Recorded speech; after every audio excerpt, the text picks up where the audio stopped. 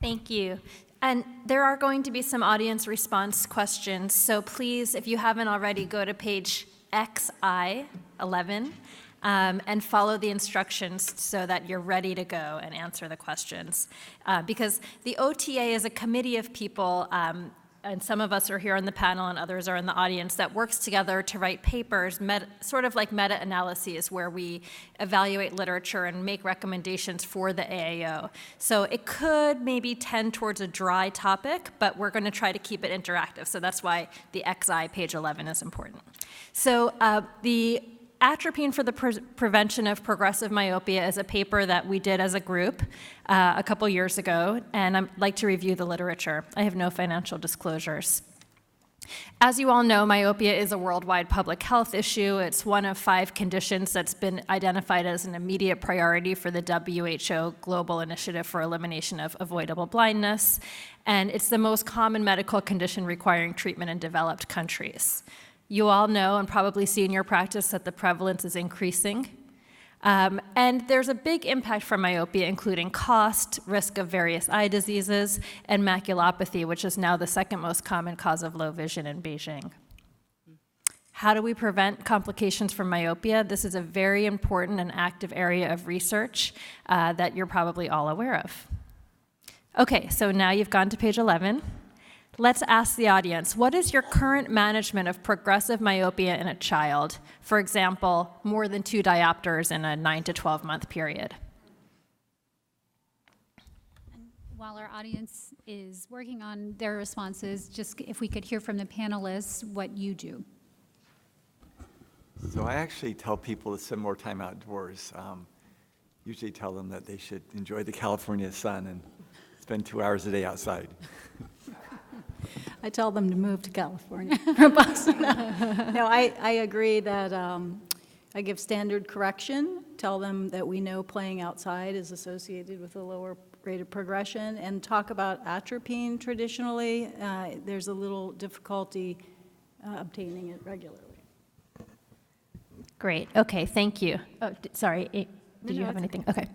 All right, well, you know, you all put 66% low-dose atropine, but that is the title of my talk, so there may be some bias here.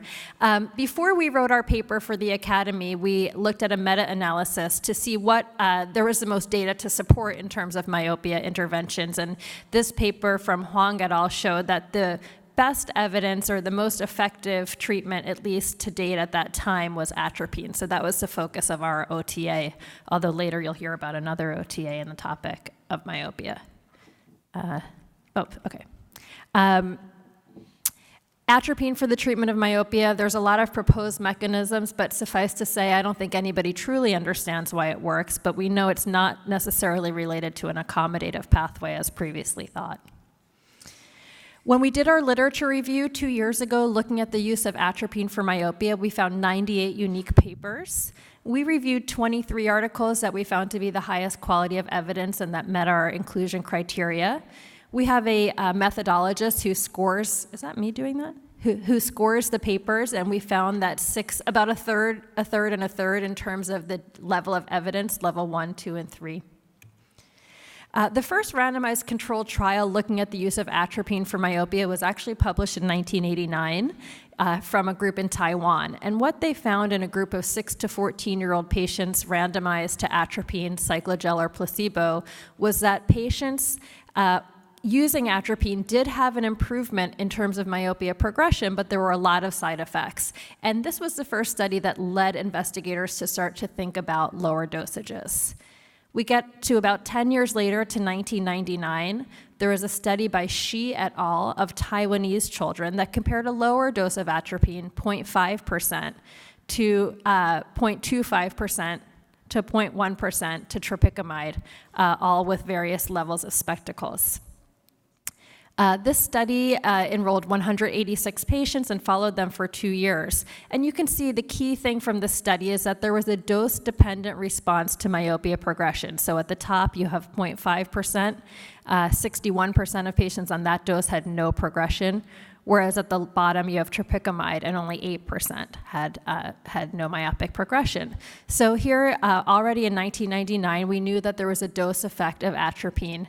We found that lower concentrations can be useful, and that they produce fewer side effects. So this led to the next study, the MIT study in 2001, which compared the lower dose, 0.5% atropine, to single vision and progressive lenses.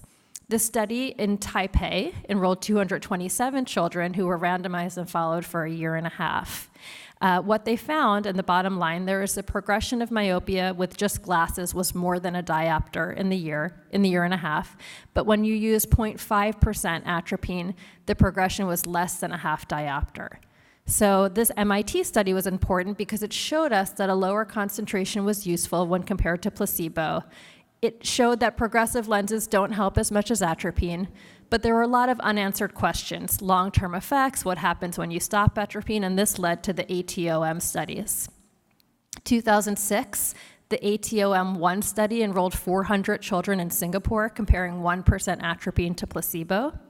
And the important part about this study is that there was a period of follow-up after cessation of atropine.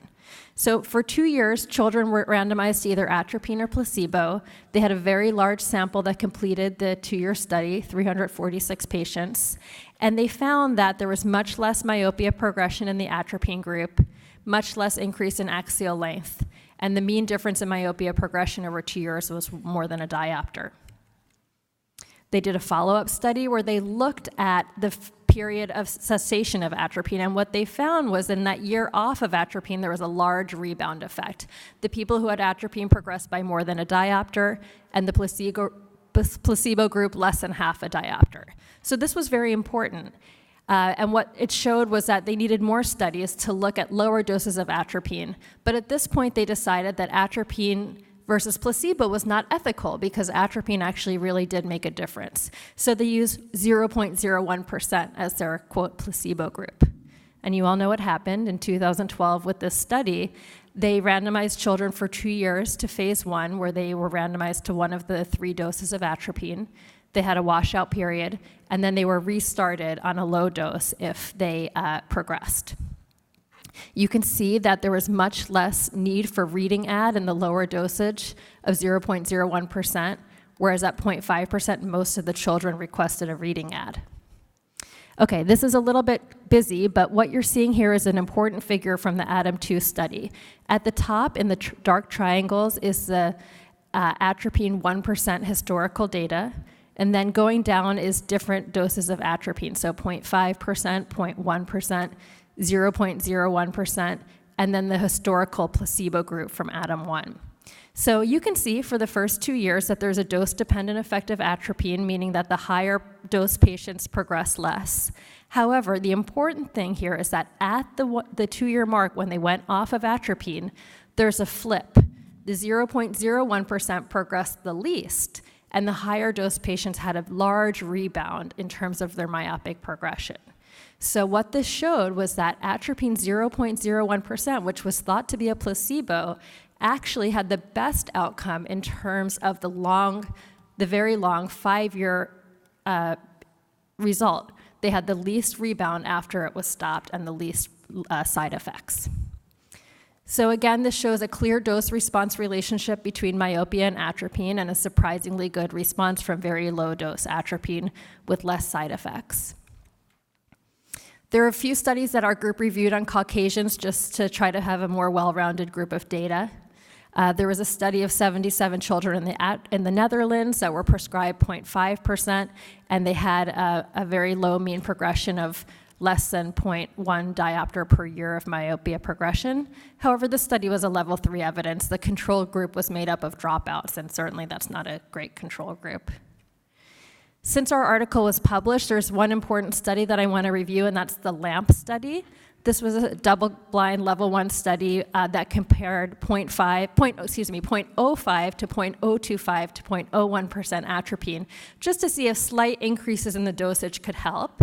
These were 438 children from Hong Kong, and the study was similarly designed with 1 year of treatment followed by a second year crossover from the placebo group, and then a washout period.